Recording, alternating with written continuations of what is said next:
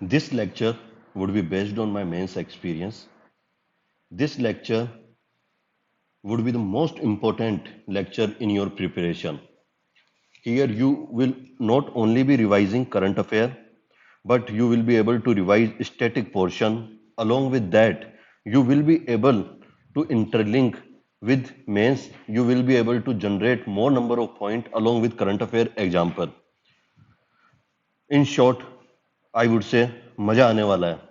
So first news of the day, that is 10th United Nations Sustainable Development Report. Now for the prelim perspective, ये report कौन release करता है आपको ये पता होना चाहिए.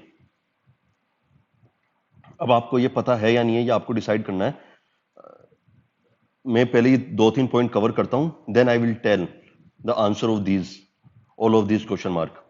तो ये रिपोर्ट कौन रिलीज करता है? सेकंड, इंडिया की रैंकिंग क्या है इसके अंदर? थर्ड, यूएसए की रैंकिंग क्या है? यहां पे प्रीलिम्स का ट्रैप होने वाला है.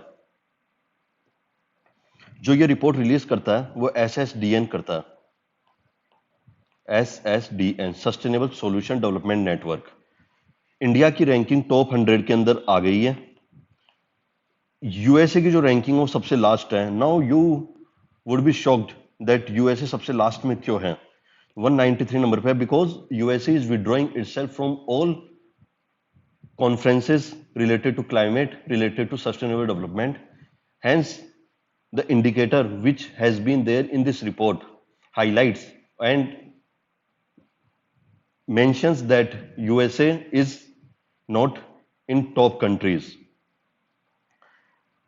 अब जो स्टेट पब्लिक सर्विस कमीशन के जो एग्जाम्स होते हैं वहां पे डायरेक्ट सस्टेनेबल डेवलपमेंट का गोल देते हैं और वहां पे उससे रिलेटेड पूछ लेते हैं ये टारगेट कौन सा मेंशन करता है. नाउ पिछले ईयर से ये भी ट्रेंड देखा जा रहा है, यूपीएससी भी बिट फैक्चुअल हो रहा है. सो कोई से भी 3 और 4 स्टेटमेंट के अंदर एक स्टेटमेंट कोई भी सस्टेनेबल डेवलपमेंट का गोल हो सकता है और उसके रिगार्डिंग पर्टिकुलर टारगेट या पर्टिकुलर जो भी नंबर है वो किस चीज से रिलेट करता है वो चीज यहां पे मेंशन की जा सकती है.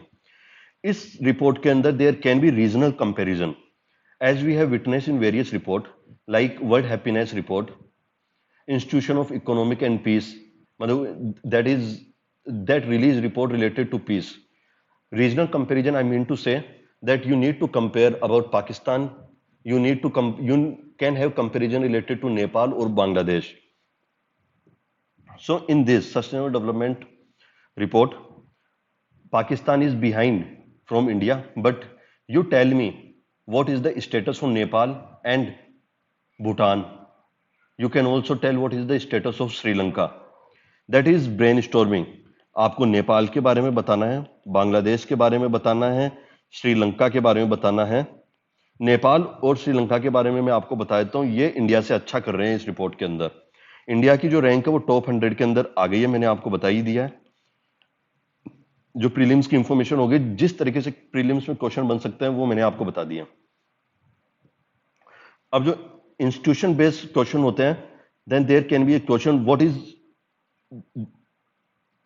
Regarding sustainable development solution network. ये कौन से ईयर के अंदर एस्टैब्लिश हुआ था और किसने किया था? ये बहुत फैक्चुअल इंफॉर्मेशन है जो यहाँ पे मैंने मेंशन कर दी है. और ये किसके अंडर काम करता है? यूनाइटेड नेशन सेक्रेटरी जनरल के अंदर काम करता है और ये 2012 के अंदर एस्टैब्लिश हुआ था. तो आप 5 सेकंड का पॉज लीजिए एंड डिसाइड कीजिए, थोड़ा इंफॉर्मेशन को रिकॉल कीजिए.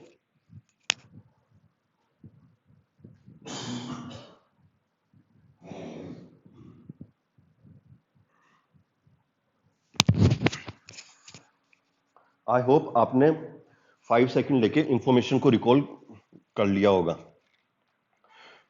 Now there can be a important thing regarding the static portion of this news. First time sustainable development जो वर्ड था वो कौन सी ईयर के अंदर आया था and which report highlighted this? This can be a static question. So I am telling you the answer. In 1987 in Brundtland commission report this word was first time used. Brundtland Commission. Now, in G20 and OECD, इनके बारे में mention है कि G20 के अंदर कौन सी country top की है, तो वो ब्राजील है। या आपको पता होना चाहिए, इंफॉर्मेशन को उस तरीके से आपने रिसीव किया है या नहीं किया है। OECD के अंदर चिले कंट्री है। अब आपको इनकी लोकेशन भी पता होनी चाहिए कि ये कंट्री कौन से कॉन्टिनेंट के अंदर है, इनकी लोकेशन क्या है। तो जो साउथ अमेरिका है, दोनों कंट्रीज वहीं पे लोकेटेड है। और आपको इनका मैप भी ऐसे बनाना आना चाहिए, रफ मैप बनाना आना चाहिए। ज्योग्राफी के अंदर डायरेक्टली आपको वर्ल्ड मैप बनाने होंगे 2-3 क्वेश्चन के अंदर।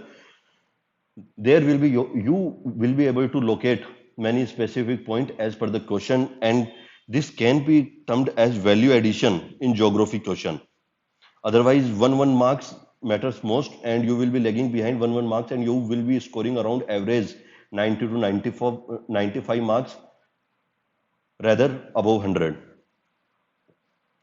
Now for the static portion, you can also search about G20. How many members are there? One mnemonic revolves, that is Guruji, Sita, like that. But very big mnemonic, and you may forget one of the countries. And at the same time, there are many countries with the same letter. मतलब एक letter पे आपको 2-3 countries मिलेगी और आप confuse हो सकते हो। तो ये यहाँ पे स्टैटिक इंफॉर्मेशन G20 के बारे में आपको पता होना चाहिए। सस्टेनेबल डेवलपमेंट का फर्स्ट टाइम कब मेंशन हुआ था वो पता होना चाहिए। G20 में कौन सी कंट्री जो सस्टेनेबल डेवलपमेंट को टॉप कर रही है, जो इस रिपोर्ट के अकॉर्डिंग। सिमिलरली OECD के बारे में भी आपको पता होना चाहिए।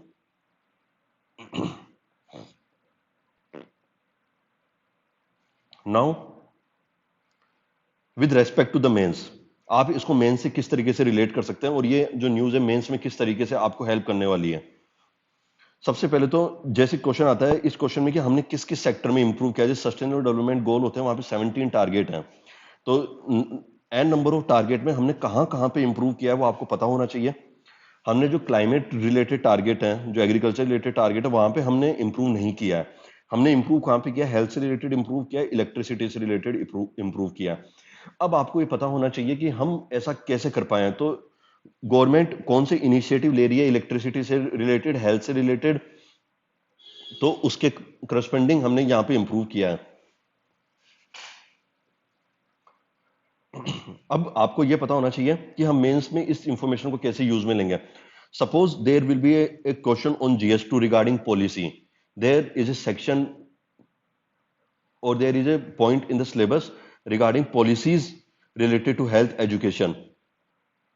तो वहां पे क्वेश्चन आता है कि हेल्थ से रिलेटेड चैलेंजेस और हेल्थ से रिलेटेड इंडिया ने कुछ काम किया है। तो वहां पे आप डायरेक्ट मेंशन कर सकते हो कि जो ये रिपोर्ट अभी पब्लिश हुई है बाय SSDN, जो 10th UN sustainable development report है, वो हाईलाइट करती है कि हमने यहाँ पे इंप्रूव किया है। तो ये आपका एक पॉइंट हो जाएगा, और उस पॉइंट पे आप ब्रैकेट में जाके वहां पे यार एग्जांपल देके वहां पे रिपोर्ट मेंशन करोगे, और उस रिपोर्ट का जो आप बताओगे, तो वहां से आपकी जो आर्ग्यूमेंट की है वहां पे उसकी वैलिडिटी इंक्रीज होगी, और you will be looking like you have read something. Similarly in ऐसे के मतलब ऐसे में भी आप इसको यूज कर सकते हो। जो पैराग्राफ आपको फॉर्म करने होते हैं वहां पे ऊपर अपना आर्ग्यूमेंट देके नीचे उसको किसी पर्टिकुलर रिपोर्ट के साथ आप बैक कर सकते हो। सॉरी। नाउ मेंस GS2 के अंदर कोई क्वेश्चन आ रहा है, मैंने जैसे आपको यहाँ पे बताया हेल्थ से रिलेटेड, इलेक्ट्रिसिटी से रिलेटेड कोई क्वेश्चन आ रहा है, और कुछ इंडिकेटर से रिलेटेड क्वेश्चन आ रहा है, वहां पे कोई डेटा मेंशन कर रखा है, तो आप वहां पे इस रिपोर्ट का इंट्रोडक्शन भी हाईलाइट कर सकते हो कि पर्टिकुलर जो ये रिपोर्ट रिलीज हुई थी उसने भी मेंशन किया है कि हमने यहाँ पे इंडिकेटर मतलब इंक्रीज किए हैं, इंप्रूव किया है, but they are certain challenges. फिर वो क्वेश्चन के अकॉर्डिंग आपको वो चैलेंजेस मेंशन करने पड़ेंगे। और इस रिपोर्ट को आप इस तरीके से मेंस में आप यूज में ले सकते हो। सिमिलरली आप एनवायरमेंट जो GS3 का जो सेक्शन है वहां पे भी आप यदि डिजास्टर मैनेजमेंट से रिलेटेड कोई क्वेश्चन आ रहा है तो वहां पे भी इस रिपोर्ट को आप यूज कर सकते हैं। और सस्टेनेबल डेवलपमेंट गोल्स का जो यूज है वो कहां पे आने वाला है, देखो आपको ये 17 गोल्स हैं, ये पूरे के पूरे याद होने चाहिए आपको। जैसे फर्स्ट गोल पॉवर्टी से रिलेटेड है, सेकंड गोल हंगर से रिलेटेड है, थर्ड गोल हेल्थ से रिलेटेड है, फोर्थ गोल एजुकेशन से रिलेटेड है। अब मैं आपको 5th number, 10th number and 15th number का जो गोल है उसको याद करने की ट्रिक क्या है, एक लॉजिक बताता हूँ। 5th नंबर जैसे you can have your hand in front of you, जो 5 फिंगर है तो 5 फिंगर इक्वलिटी मतलब इक्वल नहीं होती, तो आप वहां से याद कर सकते हो कि ये जेंडर इक्वलिटी से रिलेटेड है ना। जो 10th वाला है वो भी इक्वलिटी से आपको वहां पे रिड्यूस करनी पड़ेगी, है ना, इनइक्वलिटी। और ये दोनों चीजें होती कहाँ पे, जहां पे हम रहते हैं, मतलब लैंड पे, जो लाइफ ऑन लैंड। तो वो 15th नंबर का गोल है। जो 11th नंबर का गोल है, आप उससे याद रखो एज ए बिल्डिंग, बिल्डिंग करके याद रखो। तो वो, है ना, जो कंजप्शन पैटर्न से रिलेटेड है। 9th नंबर का गोल याद रखो कि अल्फाबेट होता है, वहां पे आई आता है, तो इंडस्ट्री इनोवेशन से वो रिलेटेड है। तो मेरा कहने का मतलब है, आपको 17 गोल है उसको याद रखना पड़ेगा। उसकी यूटिलिटी जानते हो क्या होने वाली है? जब आप मेंस के क्वेश्चन के जो 2-3 क्वेश्चन होंगे उनका कंक्लूजन लिखोगे ना, तो वहां पे आप लिखने वाले हो, this will be in line as per sustainable development goal number 3। आप वहां पे मेंशन करोगे हेल्थ से रिलेटेड है, एंड फिर वहां पे टारगेट मेंशन कर दोगे कि बाय डूइंग दिस हम ये टारगेट भी अचीव करने वाले हैं। और फिर इसको फर्दर एक्सटेंड करना है, तो आप ऐसे बोलते हो कि हमको विकसित भारत 2047 के अंदर बनना है, तो हम ये वहां पे भी यूज कर सकते हैं। तो जो आपकी जो प्रीलिम्स की जो न्यूज है सस्टेनेबल डेवलपमेंट गोल से रिलेटेड, आपने उसको मल्टीपल जगह पे यूटिलाइज कर लिया है, मतलब कर लिए हो, और ये प्रॉपर होलिस्टिक अंडरस्टैंडिंग हो चुकी है।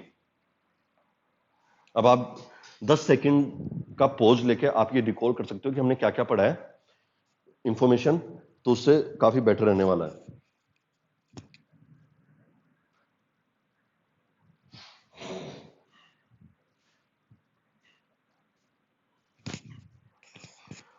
नाउ हम नेक्स्ट न्यूज की तरफ प्रोसीड करते हैं। Tripura achieved full functional literacy. और ये कौन से प्रोग्राम के अंदर हो रहा है? उल्लास, जो पॉलिसी प्रोग्राम है।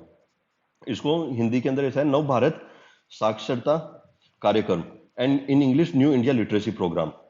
Now you need to know differences between literacy rate as well as functional literacy, full functional literacy।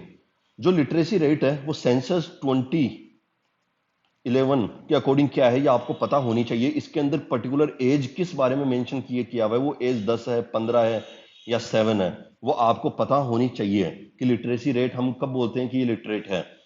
और जो है वो इन मतलब you can read, you can write और you can understand in any of the language. जो functional literacy है वो लिटरेसी रेट प्लस समथिंग है। प्लस समथिंग का मतलब यहां पे आपको फाइनेंशियल लिटरेसी भी होने वाली है। जो भी आपने सीखा है you are going to apply, मतलब application part is one of the most important component in full functional literacy, जो मैंने यहां पे मेंशन कर दिया है। अब ये क्वेश्चन देखो प्रीलिम्स में किस तरीके से क्वेश्चन आता है, फुल फंक्शनल लिटरेसी के बारे में भी वो पूछ सकता है, क्योंकि अभी 2024 के अंदर रिप्रोडक्टिव एज के बारे के अंदर एक क्वेश्चन आया था। सिमिलरली फुल फंक्शनल लिटरेसी के बारे में भी क्वेश्चन आ सकता है। और जो न्यूज में था वो त्रिपुरा करके स्टेट है, वो भी बन गया। अब आपको यहां से देखो, जब तक आप खुद गूगल नहीं करोगे ना, आपको इंफॉर्मेशन याद नहीं होगी। आपको ये देखना है कि कौन कौन से स्टेट इंडिया के अंदर फुल फंक्शनल लिटरेसी के अंदर आ रखे हैं और कितनी परसेंट रिक्वायरमेंट है फुल फंक्शन लिटरेसी में आने के लिए। तो मैं आपको बताता हूँ एटलीस्ट 95% रिक्वायरमेंट है। और ये जो फुल फंक्शनल लिटरेसी है ये इन अलाइनमेंट है विद न्यू एजुकेशन पॉलिसी, तो ये आपको पता होना चाहिए। अब ये सब तो प्रीलिम का पार्ट हो गया, किस तरीके से क्वेश्चन फ्रेम हो सकते हैं, कौन सा स्टेट अभी बना है, फुल फंक्शनल लिटरेसी रेट से किस तरीके से डिफर करती है। नाउ जो इंपॉर्टेंट पार्ट है वो मेंस का पार्ट है कि डेमोग्राफिक डिविडेंड का क्वेश्चन है, तो उसको हम किस तरीके से बेटर यूटिलाइज कर सकते हैं, किस तरीके से हम उस पॉइंट के अंदर फुल फंक्शनल लिटरेसी वाले पॉइंट को और वर्ड को और जो कीवर्ड है उसको अपन अपने लेके आ सकते हैं, है ना। GS1 के अंदर ये जो फुल फंक्शन लिटरेसी वाला जो कॉन्सेप्ट है ये किस तरीके से यूटिलाइज होगा, ये education, empowerment and different age group literacy, ये जो प्रोग्राम है ये अलग अलग ग्रुप के अंदर लिटरेसी प्रोवाइड करने का काम करता है। तो ये जो रीजनल और जो डिवाइड जैसे हम बात करते हैं, डिजिटल डिवाइड जैसे बात करते हैं, जो एज के अंदर डिवाइड है और जो एज के अंदर इनइक्वलिटी है विद रेस्पेक्ट टू एजुकेशन, उसको भी ये हैंडल करता है, कवर करता है। तो आप यहाँ पे यूज कर सकते हो। सिमिलरली GS2 के अंदर जो पॉलिसीज वाला सेक्शन है, जो सोशल जस्टिस वाला पोर्शन है, तो वहां पे भी आप है ना ये वर्ड यूज कर सकते हो फुल फंक्शन लिटरेसी, क्योंकि इसके अंदर एप्लीकेशन पार्ट है। एजुकेशन पॉलिसी किस तरीके से डिजाइन करनी है, आपको कोई क्वेश्चन पूछता है एजुकेशन के अंदर किस तरीके से आप रिफॉर्म ला सकते हो, तो इस कीवर्ड को आप लेके आ सकते हो वहां पे फुल फंक्शनल लिटरेसी वाला। स्टेट का आप जो केस स्टडी के अंदर आप मेंशन कर सकते हो कि त्रिपुरा अभी एक स्टेट है, लद्दाख भी है, तो आपको वो सब देखना है। सिमिलरली जो GS3 के अंदर फाइनेंशियल इंक्लूजन वाला पोर्शन है, उसके अंदर भी आप लेके आ सकते हो कि इस प्रोग्राम के अंदर फुल फंक्शनल लिटरेसी होने वाली है।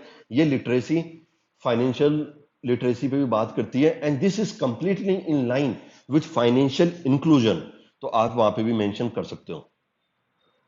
अब मैं आपको देखो टिप बताने वाला हूं।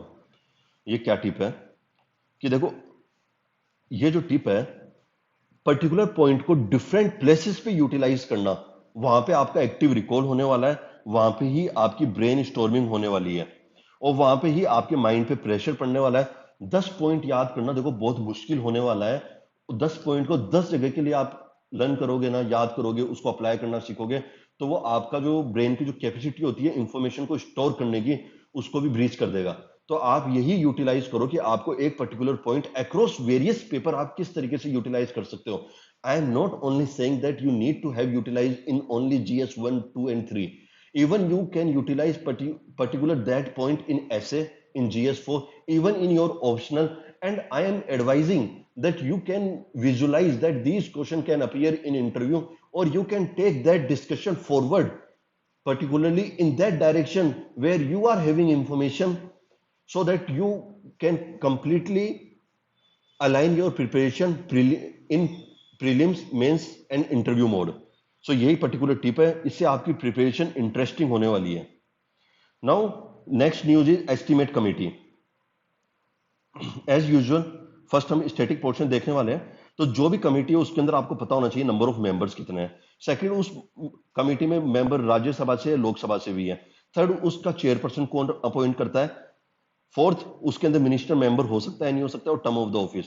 Now here in news is estimate committee, so I must tell you that number of member in estimate committee is 30। You tell me that you are aware or not. Complete member Rajya Sabha से होने वाले हैं, otherwise आप majority of the member देखोगे तो राज्यसभा और लोकसभा से होते हैं मेजोरिटी ऑफ द कमिटीज के अंदर। चेयरपर्सन इसका स्पीकर अपॉइंट करने वाला है, मिनिस्टर इसका मेंबर नहीं होता है, term of the office 1 year है। अब कमिटी से रिलेटेड जो स्टैटिक इंफॉर्मेशन होती है आपको पता होना चाहिए, एडहॉक कमेटी कौन सी होती है, स्टैंडिंग कमेटी कौन सी होती है। या आप धीरे धीरे इंफॉर्मेशन को जब रिट्रीव करोगे, आपका जो स्टैटिक इंफॉर्मेशन है वो भी याद होने वाली है। अब मेंस के अंदर देखो ये आया कमेटी वाला, तो आपका तुरंत जो दिमाग जाना चाहिए कि general answer for the committee क्या होने वाला है। आई मीन टू से, what is the rational behind the committee. Committee क्यों एग्जिस्ट करती है, कमेटी का रोल क्या होता है, कमेटी में चैलेंजेस क्या क्या है, और आप वे फॉरवर्ड क्या क्या दे सकते हो। अब या तो देखो जनरल आंसर हो सकता है, अब पर्टिकुलर देखो पब्लिक अकाउंट कमेटी से भी रिलेटेड आ सकता है, क्वेश्चन एस्टिमेट कमेटी से भी आ सकता है, क्वेश्चन एथिक्स कमेटी से भी आ सकता है। जो आप GS2 के अंदर देखोगे 2023 मेंस के अंदर भी कमेटी से रिलेटेड क्वेश्चन आ रखा है, तो पर्टिकुलर कभी भी क्वेश्चन आ सकता है। Now rational behind parliamentary committee क्या है। देखो जो पार्लियामेंट होती है ना, पूरे साल एग्जिस्ट नहीं करते, अलग अलग सेशन होते हैं, वहां पे पार्लियामेंट बैठती है। अब कमेटी होती है वो पूरे साल बैठ सकती है, जो भी बिल आता है उस बिल पे जो भी डिस्कशन होता है, जो हम यहाँ पे ब्रेन स्टॉर्मिंग करते हैं, सिमिलरली उन बिल्स पे भी ब्रेन स्टॉर्मिंग ही होती है। तो वहां पे कमेटी पूरे साल एग्जिस्ट कर सकती है, पार्लियामेंट पूरे साल बैठती नहीं है। मतलब सेशन होनी होता है, बजट सेशन होता है, मॉनसून सेशन होता है, विंटर सेशन होता है, तो उसके कंपैरिजन में पार्लियामेंट कमेटी वहां पे रोल करती है। अब पार्लियामेंट कमेटी का रोल क्या होने वाला होता है, देखो आपको ये पहले मन के अंदर डिसाइड करना है कि पार्लियामेंट कमेटी है ना, सबसे पहले जो भी बिल होता है ना उसकी स्क्रूटनी करती है। वहां पे एक्सपर्ट मेंबर होने वाले हैं, वो पॉलिटिसाइज नहीं होती। वहां पे एंटी डिफेक्शन के जो रूल होते हैं ना वो अप्लाई नहीं होते, और अलग अलग जो पार्टीज होती हैं उनके मेंबर्स भी उसके अंदर डिस्कशन में पार्ट ले सकते हैं। वो जो डिस्कशन होते हैं वो टेलीवाइज नहीं होते। तो आपको देखो ये ब्रेन स्टॉर्मिंग करनी है अपने आप, अलग अलग पेज पे जाके, जो आप फिर आप जब मेंस के अंदर जब अपीयर होंगे तब तो आपका ब्रेन के अंदर ही वो आपके हाथों में ही वो मसल मेमोरी के अंदर वो इंफॉर्मेशन चली जाएगी। जैसे क्रिकेटर्स प्रैक्टिस करते हैं, जो शॉट लगाने होते हैं उसको unlimited number of time practice कर चुके होते हैं। Then on the field when different type of ball come like bouncer, yorker, then their muscle memory works and their bats come naturally down और एज पर द बॉल वो hit मारते हैं। Similarly आप जो इंफॉर्मेशन को recall करते चलोगे तो आपका भी सिचुएशन वैसी होने वाली है। मैंने आपका बताया कि रोल क्या होने, डिटेल स्क्रूटनी होने वाली है। वहां पे जो अलग अलग पार्टी के अपोजिशन मेंबर होते हैं, तो वहां पे एंटी डिफेक्शन का जो रूल होता है वो अप्लाई नहीं होता, और जो बिल होता है वो कॉन्सेंसस बिल्डिंग में काम आता है। एक्सपर्ट उस मेंबर में हो सकते हैं। तो आपको याद आना चाहिए डिमोनेटाइजेशन जब बिल हुआ था ना, वहां पे जो RBI गवर्नर थे वो भी उस कमेटी के मेंबर थे। तो आप यहाँ पे एग्जाम्पल देते चलोगे तो वो आंसर स्पेसिफिक बनता चलेगा, पर्टिकुलर पॉइंट जनरलाइज से वो आंसर स्पेसिफिक की तरफ जाएगा। ये जो कमेटी होती है, जैसे अभी मैं ब्रेन स्टॉर्मिंग कर रहा था, एक्टिव रिकॉल कर रहा था, तो मैं ये पॉइंट भूल गया था कि एग्जीक्यूटिव अकाउंटेबिलिटी के लिए भी ये कमेटी काम आती है। और यहाँ पे लेस पॉलिटिसाइजेशन होता है। नाउ कंसर्न क्या है? सबसे पहले तो देखो जो बिल्स होते हैं ना वो पास ही नहीं किए जाते। आप देखोगे 16th लोकसभा ऐसा है कि 40% बिल वहां पे पास नहीं हुए हैं, तो है ना, तो बिल को रिकमेंड ही नहीं किया जा रहा। सेकंड, जो वो कमेटी रिकमेंडेशन देती है तो वो जो रिकमेंडेशन होती है वो एडवाइजरी नेचर की होती है, बाइंडिंग नेचर की नहीं होती है। सेकेंडली, अब जो पब्लिक जो मतलब विजिलेंटिज्म इतना तगड़ा चल रहा है कि जो मेंबर्स होते हैं ना वो वहां पे भी अपोजिशन मेंबर होते हैं, वो उनको पता रहता है कि रिपोर्ट जब बाहर जाएगी, जब होगा तब क्या होगा, तब वो कमेटी के अंदर भी जो डिस्कशन है वो पॉलिटिसाइज्ड होने लग गए हैं, जो आपको पता होना चाहिए। अब देखो मैं आपको इंपॉर्टेंट टिप बताने जा रहा हूं, how you can improve your number of marks in GS2. When you are giving way forward, in order to authenticate your argument, then you need to have something backing. You can mention there on that NCRWC National Committee Review for Working Constitution, है ना, ऐसे करके इस reporting इस का full form है। Secondly you mention that second ARC ने ये सजेस्ट किया है। Third, you can mention the supreme court का ये जजमेंट है इसके रिगार्डिंग, तो आप बता सकते हैं ये कमेटी ने ये बोला। जैसे इलेक्शन से रिलेटेड कोई प्रोविजन आता है, इलेक्शन से रिलेटेड कोई गाइडलाइन आती है, तो वहां पे आप दिनेश गोस्वामी कमेटी बोल सकते हो। रेलवे से रिलेटेड कोई आती है तो काकोडकर कमेटी है, देब्रोय कमेटी है। तब आपको उन कमिटीज की रिकमेंडेशन ऊपर ऊपर से सुपरफिशियली याद होनी चाहिए, और जो आपने मेंस का एनालिसिस किया हुआ है उसको बेस बनाते हुए आप वहां पे मेंशन कर सकते हैं इन कमेटी ने ये बोला है, और उन कमेटी का नाम लेके आप अपनी रिकमेंडेशन लिख सकते हैं। अब जैसे इस केस के अंदर कमेटी के रिकमेंडेशन में एनसीआरडब्ल्यूसी ने बोला है कि ऑल बिल्स को आपको रिकमेंड करना है कमिटीज को। जो मिनिस्ट्रीज का 1 ईयर का टेन्योर है उसको आपको इंक्रीज करना है। सेकेंडली, जो रिसर्च है वो पर्टिकुलरली प्रॉपर होनी चाहिए किसी भी बिल के regarding, so that public can have complete information regarding that bill, that is that bill benefiting public or not, is that in line with public welfare, तो ये आपको पता होना चाहिए। अब देखो हमने इस न्यूज में क्या किया कि स्टैटिक इंफॉर्मेशन देखा जो प्रीलिम ओरिएंटेड था, हमने कमिटीज के बारे में जनरल आंसर और स्पेसिफिक आंसर के बारे में बताया कि एस्टिमेट कमेटी के बारे में आ सकता है, एथिक्स कमेटी के बारे में आ सकता है, फाइनेंस कमेटी के बारे में आ सकता है। फिर हमने उसको मेन से लिंक किया और हमने अपने नोट्स में जाके उसको रिकॉल कर लिया, हमने अपने माइंड को फोर्स किया, तो ये कंप्लीटली मेंस ओरिएंटेड भी ये लेक्चर आपके पॉइंट्स हो गए। नाउ नेक्स्ट न्यूज जो होने वाली है that is related with state of the climate in Asia 2024 report. Prelims के अंदर सिंपल क्वेश्चन आने वाला है, ये रिपोर्ट कौन रिलीज करता है? तो वर्ल्ड मेट्रोलॉजिकल ऑर्गेनाइजेशन करता है। अब आप देखो इतनी सारी न्यूज पढ़ ली है, जब आपने ये पढ़ा वर्ल्ड मेट्रोलॉजिकल ऑर्गेनाइजेशन, तब इन इंस्टीट्यूशन के बारे में आपको पता होना चाहिए कि प्रिंसिपल ऑर्गन है क्या यूनाइटेड नेशन का, या ये स्पेशलाइज्ड ऑर्गन है, इसका हेडक्वार्टर कहां पे है। अब हमने पहले जब न्यूज को एनालाइज किया था, हमने यूएनसीटीएडी के हेडक्वार्टर के बारे में देखा था, है ना। यूएनसीटीएडी का देखा था, वो प्रिंसिपल ऑर्गन है, स्पेशलाइज्ड ऑर्गन है। आपको ये इंफॉर्मेशन देखो, टीचर आपको या आपका जो मेंटर है वो आपको हर इंफॉर्मेशन नहीं बता सकता। अब आपको पता चल जाना चाहिए कि WMO आया है तो ये ऐसे होगा, ये ऐसे होगा, आपको गूगल कर लेना चाहिए। आप जितना टाइप करोगे, आप जितना लिखोगे ना, तो आपकी मसल्स मेमोरी में जाने वाला है। I am advising you that please keep this preparation in active mode, not in passive mode.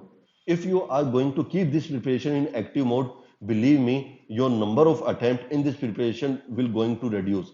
Otherwise, if you are going to keep this information or this preparation in passive mode, time will only pass, attempt will only pass, age will be just a number, और ये preparation चलती रहेगी, आपको पता भी नहीं चलेगा, आपका जो ब्रेन है उसमें रस्ट लग चुकी है। तो please please it's a humble request, keep your mind active. अब मैंने आपको बताया था वर्ल्ड मेट्रोलॉजिकल ऑर्गेनाइजेशन कौन सी ईयर के अंदर आया था, तो 1950 के अंदर आया था। हेडक्वार्टर इसका जिनेवा स्विट्जरलैंड के अंदर है। ये पहले से ही बॉडी एग्जिस्ट नहीं करती थी, ये बॉडी इंटरनेशनल मैरीटाइम ऑर्गेनाइजेशन को रिप्लेस करके ये बॉडी बनी है। अब देखो मेंस में इस इंफॉर्मेशन को आप देखो कैसे रिलेट कर सकते हो, ये परफेक्ट इंट्रोडक्शन होता है। जैसे एशिया के अंदर मान लो कि कोई क्वेश्चन आया हीट वेव से रिलेटेड, कोई क्वेश्चन आया, कोई क्वेश्चन क्लाइमेट से रिलेटेड आया, आप परफेक्ट इंट्रोडक्शन दे सकते हो आपके कि इस रिपोर्ट के अंदर ये हाईलाइट किया है कि Asia one of the warmest region होने वाला है ना। कंट्रीज वाइज आप बता सकते हो ना, रिपोर्ट का आप आंसर दे दोगे तो वो स्पेसिफिक आंसर वैसे हो जाएगा, वैल्यू एडिशन उसके अंदर वहां पे वैसे ही आ जाएगा। तो परफेक्ट इंट्रोडक्शन हो गया क्लाइमेट हीट वेव से रिलेटेड। सेकंड, जो सपोज करो GS1 के अंदर ज्योग्राफी से रिलेटेड क्वेश्चन आया, कोई डिजास्टर मैनेजमेंट में आया, पर्टिकुलर डिजास्टर आया, हीट वेव अभी आया नहीं है, स्टेम्पेड करके अभी डिजास्टर आया नहीं है, तो वहां पे या तो आप इंट्रोडक्शन मेंशन कर दो, या आप कोई पॉइंट लिखोगे ना तो बता सकते हो कि एक रिपोर्ट ने हाईलाइट किया कि वार्मेस्ट ईयर होने वाला है।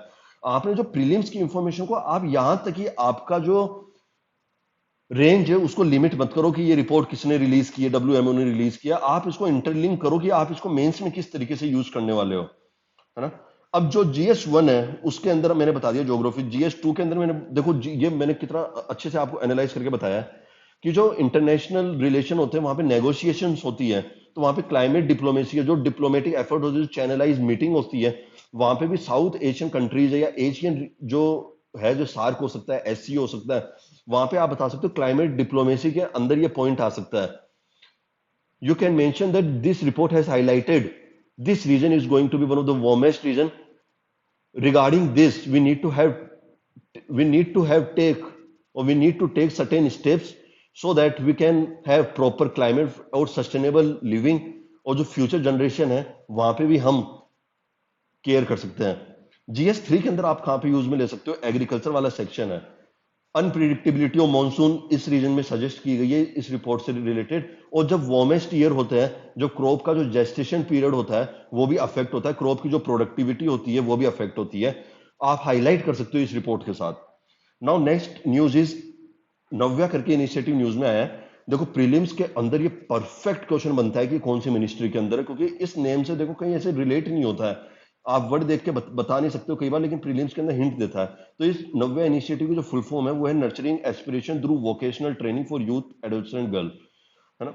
अब जो इसकी मिनिस्ट्री है वो ministry of women and child development along with ministry of skill development करके दो मिनिस्ट्री है, ministry of women and child development और मिनिस्ट्री ऑफ स्किल डेवलपमेंट करके कुछ मिनिस्ट्री है। तो आपको पता होना चाहिए, प्रीलिम्स की इंफॉर्मेशन हो गई। हमको यहीं तक लिमिट नहीं करना है, हमको इस नव्या यूनिवर्सिटियों को हर जगह यूज करना है। तो मेंस में जब सोसाइटी वाला पोर्शन है वहां पे एम्पावरमेंट और द वल्नरेबल सेक्शन होता है, तो विमेन्स के लिए क्या होने वाला है, तो ये इनिशिएटिव क्या हाईलाइट करता है कि पर्टिकुलर एज ग्रुप के अंदर जो गर्ल्स हैं तो वहां पे उनको वोकेशनल ट्रेनिंग दी जाएगी, और जो भी टेबू एसोसिएटेड होता है उसको स्लोली एंड स्लोली रिमूव किया जाएगा, विमेन्स को एम्पावर किया जाएगा। आप इसको SHG से भी रिलेट कर सकते हो, जो मेंस्ट्रुअल हाइजीन है उसका भी प्रॉपर यहाँ पे केयर किया जा रहा है ना। अब जो सोसाइटी है वहां पे जेंडर बेस्ड इनइक्वलिटी है, उससे ये आपको रिलेट करना है। आज मैंने आपको सस्टेनेबल डेवलपमेंट सॉल्यूशन नेटवर्क का जो सस्टेनेबल डेवलपमेंट गोल है उसकी रिपोर्ट पढ़ाई थी, वहां पे आप मुझे बता सकते हो कि ये कौन से सस्टेनेबल डेवलपमेंट गोल को रिलेट करेगा। देखो ये हेल्थ है, वहां पे भी ये काम आने वाला है, जो थर्ड नंबर का गोल है। फिफ्थ नंबर जेंडर इक्वलिटी की जो बात की थी हमने, ये वहां पे काम आने वाला है। रेड्यूस इनइक्वलिटी जो 10th नंबर का गोल है वहां पे ये काम आने वाला है। 8th नंबर का गोल है जो work decent work and economic growth है, वहां पे ये काम आने वाला है। अब देखो रिसेंटली मुझे रिकॉल हुआ है कि IMF की एक रिपोर्ट है कि गर्ल्स एजुकेशन होगा, गर्ल्स वीमेन और इकोनॉमिक ग्रोथ के अंदर पार्टिसिपेट करेगी, इकोनॉमिक एक्टिविटीज में पार्टिसिपेट करेगी, 27% ग्रोथ GDP के अंदर हम विटनेस कर सकते हैं। तो आप ये भी बता सकते हो this initiative can be in line with that.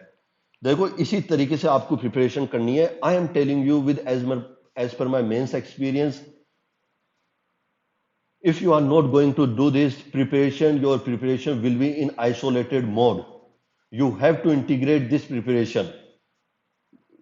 Complete year तक आपको ऐसे ही करना है, then only and only your brain will able to generate more number of point in mains.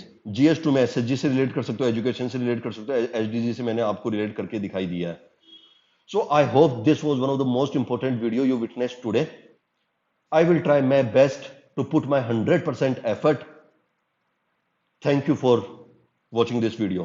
Hope it helps.